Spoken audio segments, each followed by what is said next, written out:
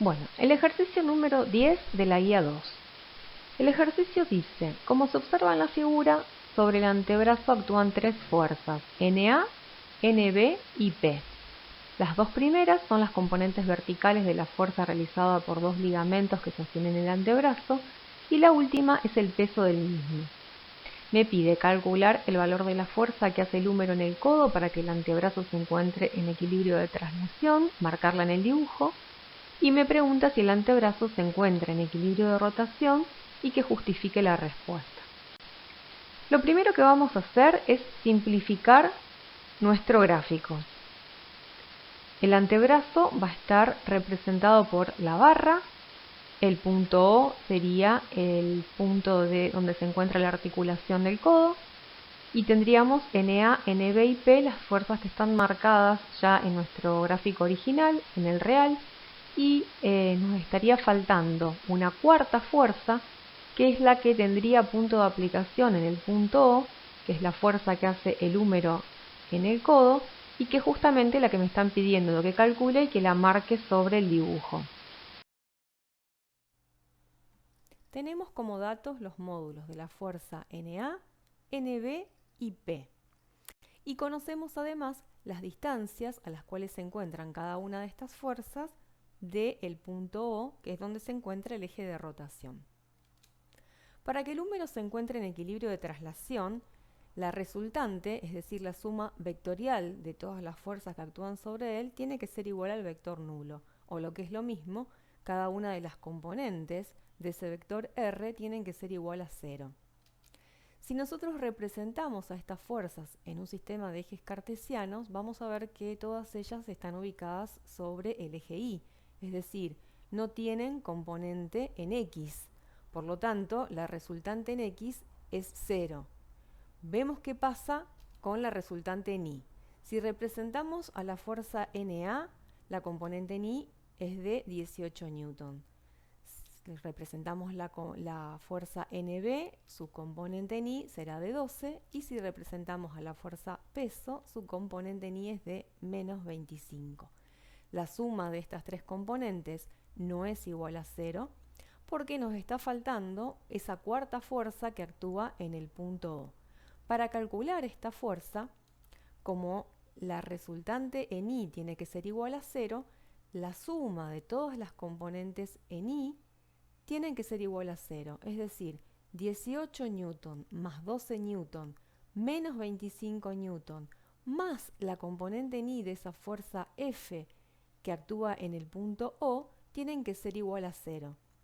Si despejamos de esta ecuación, obtenemos que la componente en Y de la fuerza F es de menos 5 newton, es decir, que si la representamos va a estar ubicada en el semieje negativo de la Y. Si entonces representamos ahora a esta fuerza en nuestro esquema simplificado, vemos que ahí en el punto O está actuando esa fuerza que tiene módulo 5 newton y es la fuerza que hace el húmero en el codo. ¿Se encuentra en equilibrio de rotación? Para eso nos vamos a preguntar si la suma de los momentos es igual a 0 o no. Si la suma de los momentos es 0, vamos a concluir de que el antebrazo está en equilibrio de rotación. Si no es igual a 0, entonces no está en equilibrio de rotación. Vamos a sumar entonces los momentos de cada una de las fuerzas, todos calculados respecto del mismo punto, y veremos si nos da 0 o no.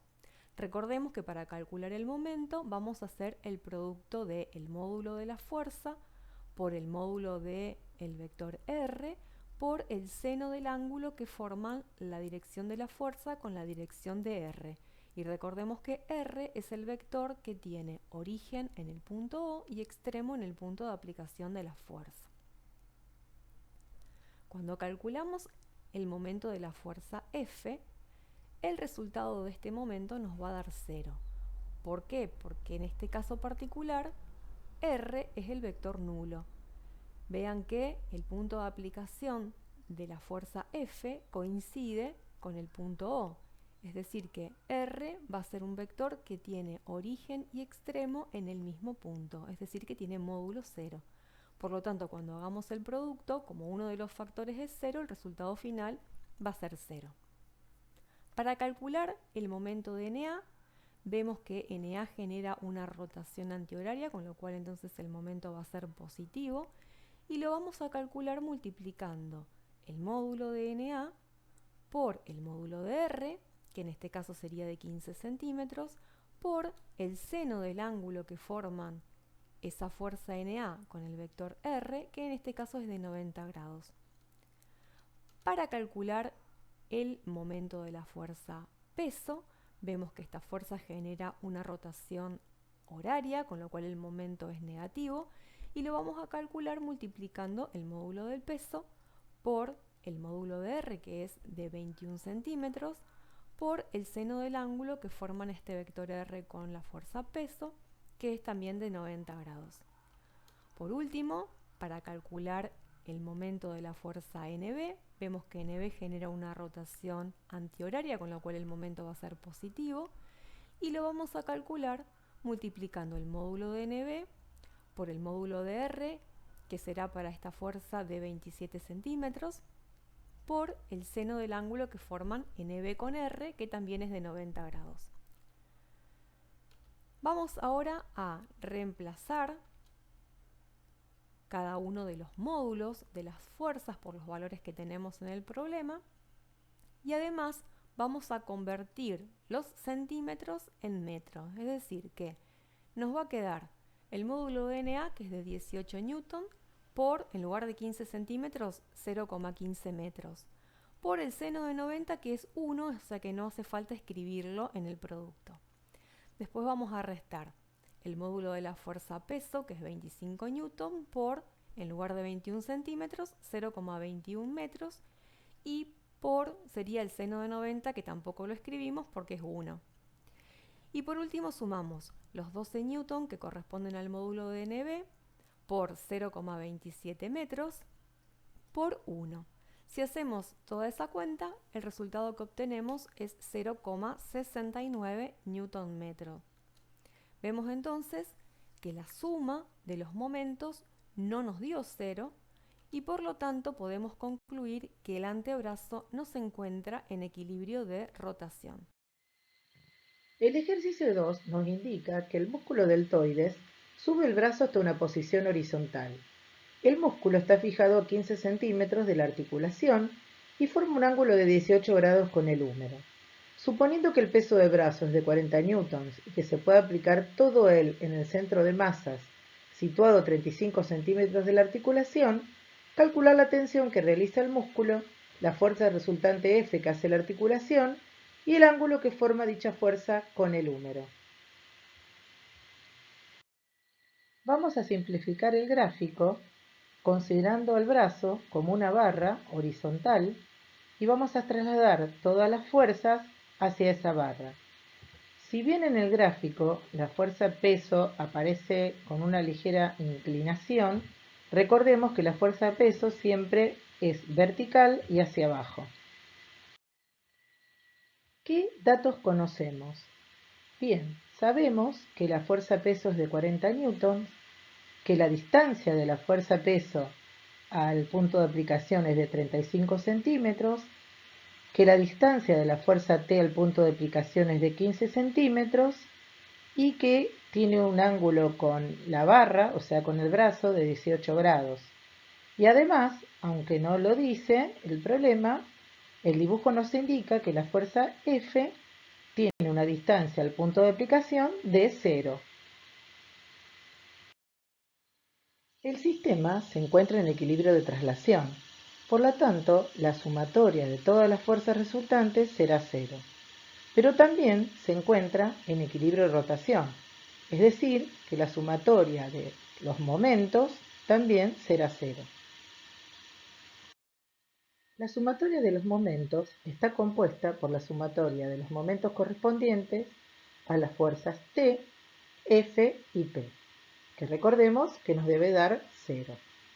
Si reemplazamos el momento de la fuerza T, estará dado por el módulo de la fuerza T, la distancia de la fuerza T hacia el punto de aplicación, que es de centímetros o 0,15 metros, y el seno del ángulo que forma con la barra, que es de 18 grados.